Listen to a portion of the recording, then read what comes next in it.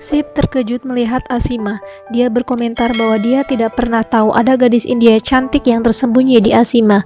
Nenek tidak senang melihat Asima dan diam-diam menegur Anandi karena membuat Asima terlihat baik di depan Sip. Asima lalu meminta Anandi untuk mengambil beberapa fotonya. Anandi menurutinya. Dia kemudian meminta untuk berfoto dengan Sip. Asi memegang tangan Sip dengan erat. Nenek tidak senang dengan kedekatan Asi dan Sip. Ia meminta Asi untuk berfoto dengan gaya lain. Asi dan Sip berfoto bersama-sama. Asi kemudian meminta untuk memiliki foto dirinya dengan Sip dan Anandi. Nenek menawarkan untuk mengambil foto mereka. Asi memberikan kamera kepada nenek dan mengajarinya. Anandi, Sip, dan Asi berdiri bersama-sama dan dengan mudah memotong gambar Asi dari bingkai. Ia hanya mengambil foto Anandi dan Sip. Nenek tersenyum senang. Asi kemudian mengambil lebih banyak gambar. Ia meminta foto dengan Fasan dan Gena. Sementara itu, nenek memberitahu Sip bahwa dia perlu membicarakan sesuatu hal yang penting. Nenek bilang sekarang bukan waktu yang tepat. Sip menawarkan untuk bisa kapan saja dia ingin bicara. Ia akan datang. Asi berfoto dengan nenek. Setelah semua itu, ia berterima kasih kepada semua orang dan mengatakan dia akan merindukan mereka semua ketika dia kembali ke London. Nenek sangat senang mendengarnya.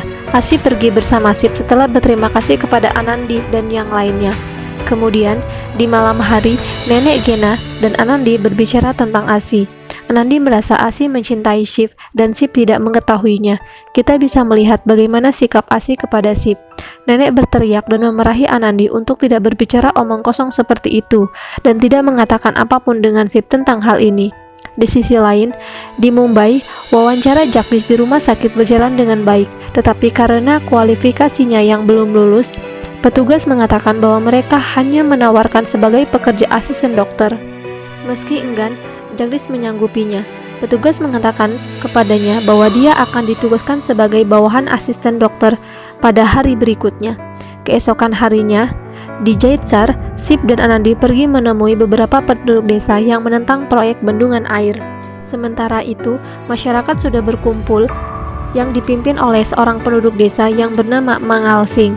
Mangal Singh memprovokasi mereka untuk tidak setuju jika diminta tanah mereka dibuat untuk bendungan. Asi menemani Anandi dan Sip dengan senang hati. Ia memotret penduduk desa. Anandi dan Sip sampai di sana. Mangal Singh terus memprovokasi penduduk untuk tidak setuju. Para penduduk menuruti Mangal Singh. Sip tidak senang dengan Mangal Singh dan berdiskusi dengan Anandi. Dan Sip mencoba berunding dengan Mangal Singh. Meskipun agak keras, Mangal Singh tidak menyerah dan terus menghasut penduduk desa lainnya. Ia mengatakan tanahnya sangat subur dan kita akan diberi tanah tandus dengan kompensasi sebagai imbalan atas pertaniannya.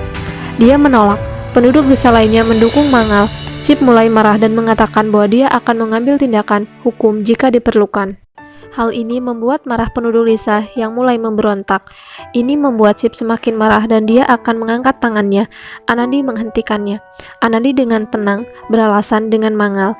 Ia menjelaskan kepada mereka bahwa masalah air sangat penting dalam hidup dan mengingatkan penduduk desa bahwa kalau perempuan di beberapa desa tersebut terkena dampak karena kekurangan air, mereka harus menghadapi beberapa kesulitan sebentar, tapi dia berjanji bahwa dia dan Sip akan memastikan bahwa kompensasi yang diberikan kepada mereka tepat waktu.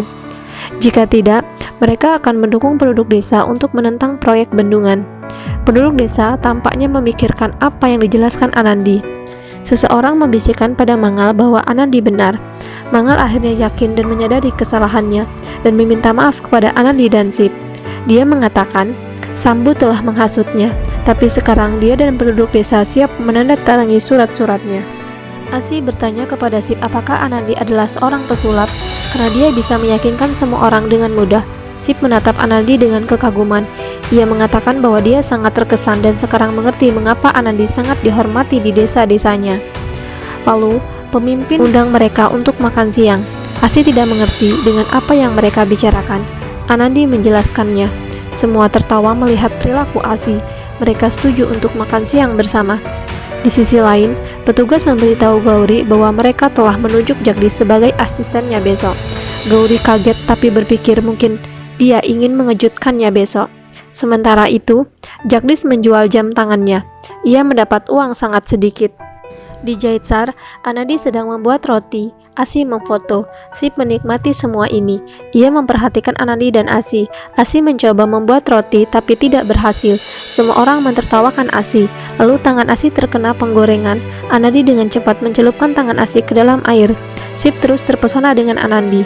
Sambil makan, Anandi menyuruh mereka untuk tidak makan cabai. Tetapi, melihat Anandi menikmatinya, Sip mencoba dan tidak bisa mengatasinya karena pedas. Anandi menertawakannya, lalu meminta Sip untuk makan yang lainnya. Asi mencoba menekan bawang seperti yang lain, tapi tidak bisa. Penduduk tersenyum melihat tingkah Asi, lalu Sip melakukan itu untuknya. Saat kembali, Asi ingin pergi berbelanja. Anandi ingin pergi karena dia harus pergi ke sekolah. Tapi Sip dan Asi mendesaknya, jadi dia setuju. Anandi membantu Asi dalam memilih gelang dan gaun. Sip tersenyum melihat mereka. Sip dan Anandi saling berbicara dan Asi mengambil beberapa gambar. Saat Anandi berjalan, Sari Anandi terjebak di jam tangan Sip. Keduanya mencoba melepaskannya. Mereka berdua saling menatap. Sip hilang dari pesona Anandi dan Anandi melihat seperti itu, tapi dia juga tidak tahu. Asi mengambil gambar mereka lagi. Mereka menikmati tarian Kathputli. Sip terus menatap Anandi yang tersenyum. Di sekolah Anandi, anak-anak perempuan sedang bermain. Asi ingin melihat sekolah Anandi. Anak-anak senang melihat ketiganya. Mereka bertanya kepada Sip mengapa dia tidak datang ke sekolah. Asi terkesan.